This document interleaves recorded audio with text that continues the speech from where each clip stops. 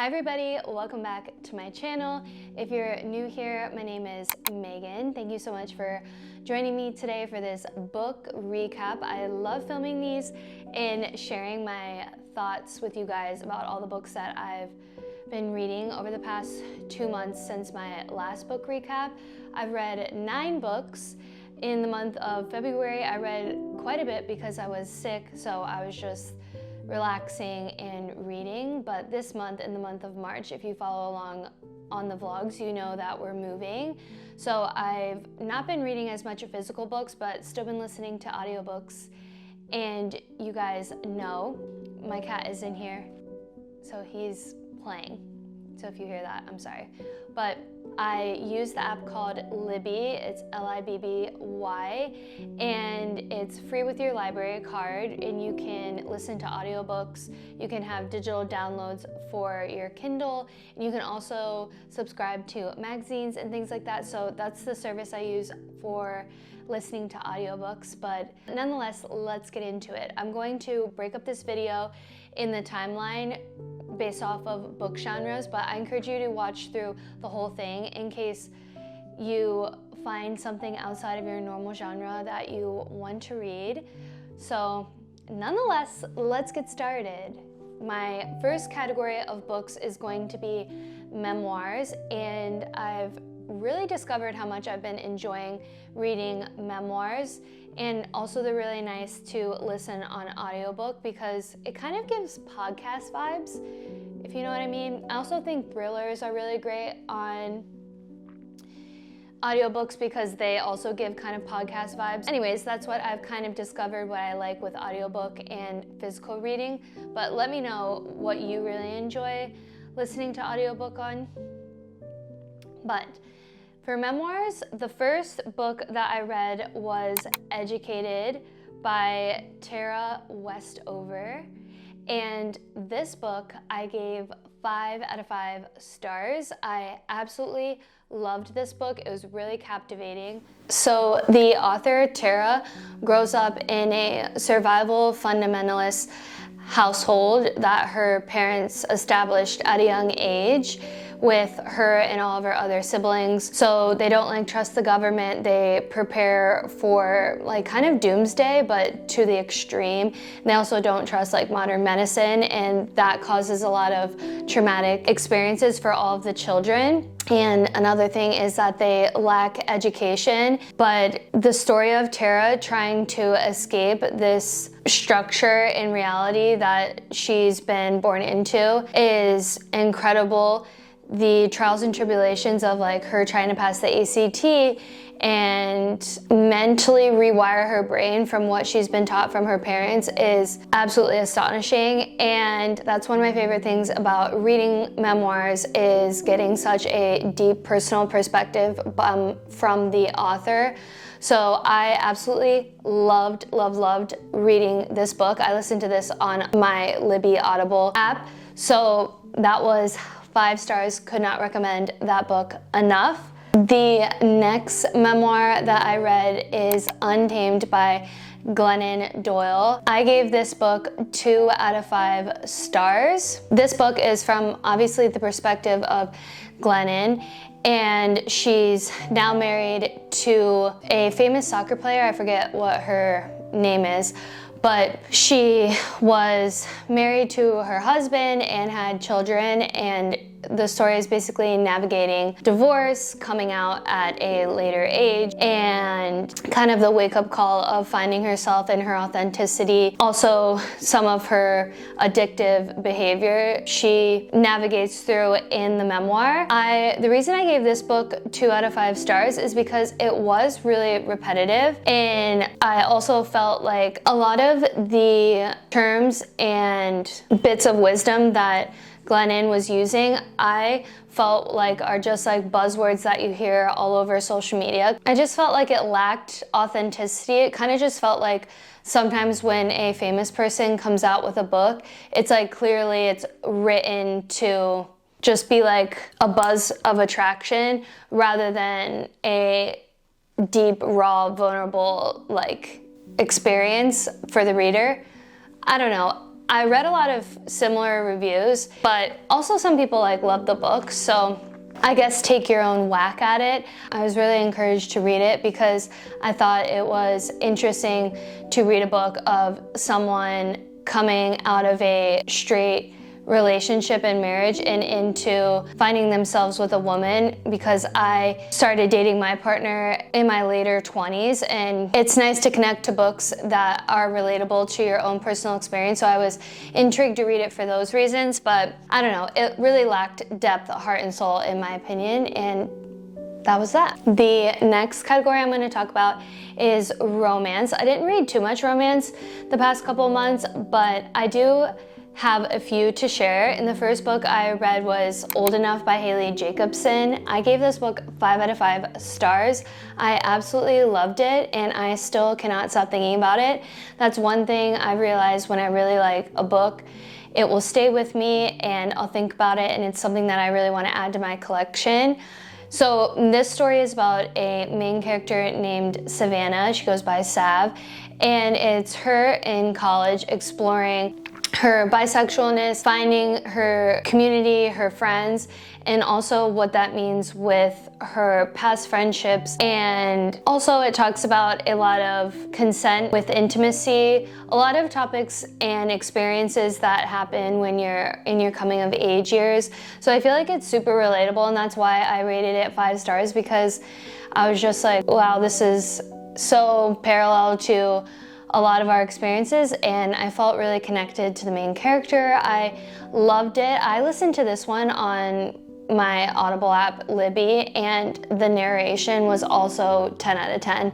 You know, a lot of times, sometimes the voice will ruin the book for me, and this narration was perfect. I felt like the tone of voice for the book was exceptional, and it fit the character perfectly, and it just gives you a really good perspective of what it's like to, you know, navigate those years and finding yourself and expressing yourself. So I absolutely loved this book, and I could not recommend it enough. The next book in the romance category I read was I Could Live Here Forever by Hannah Halprin, I think is how you say her last name.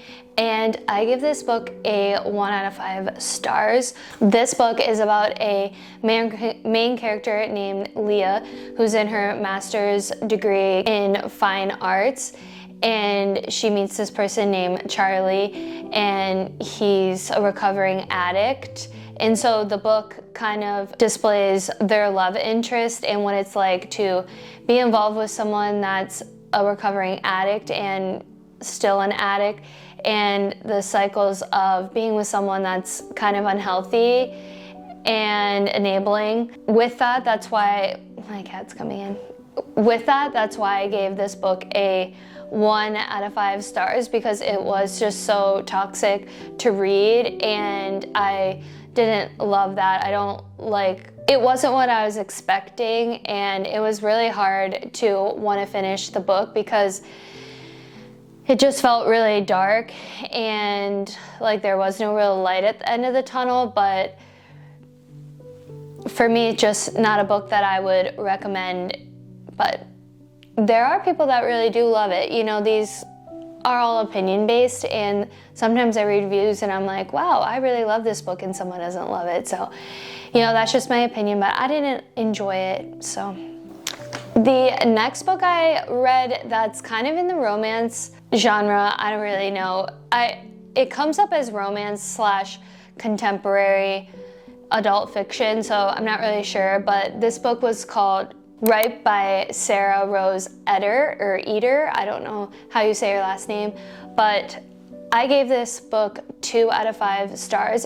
This book is about the main character, Cassie, who moves to Silicon Valley, San Francisco area for a new job, and it's about her really navigating a new city and also what it's like to be a woman in corporate America, and just the ins and outs of struggling in a new career and finding yourself in a new city. And I gave this book 2 out of 5 stars because it was super dark and depressing. It's like I can appreciate talking about, or I can appreciate realism and talking about social issues.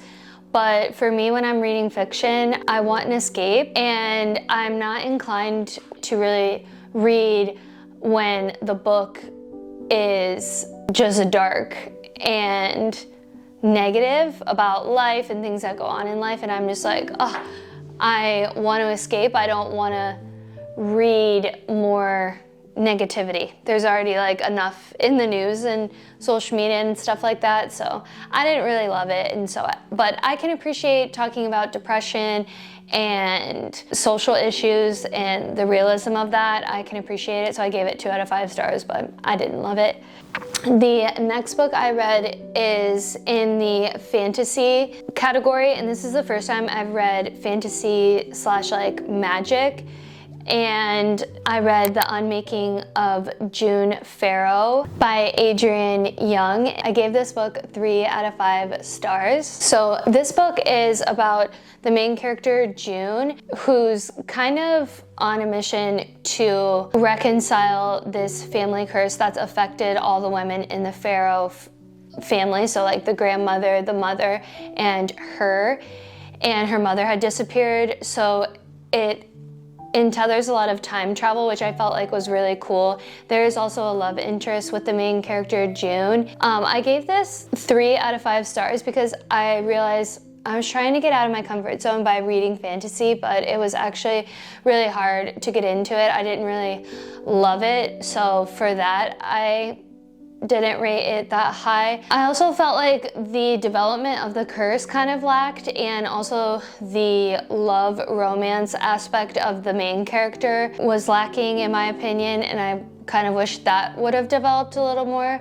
But I thought it was a sweet book, but I don't think fantasy or like magic is really my vibe.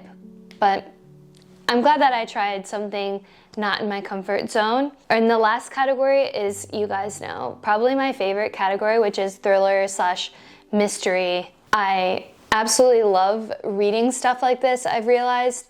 I like romance a lot too, but I love thriller mystery. So the first book I read is The Quiet Tenant by Clemence. I'm not sure how to say her last name, but I'll obviously put the book cover on here for you guys. I gave this book 2 out of 5 stars. So this is about a serial killer that has killed like 8 women, and he's on his 9th, and the hostage is living in his home, or well, she's captive there, and he lives with his daughter, and they have to move, so he has to tether the woman into his life so that it doesn't become suspicious. So the hostage has to intertwine with the daughter in his life.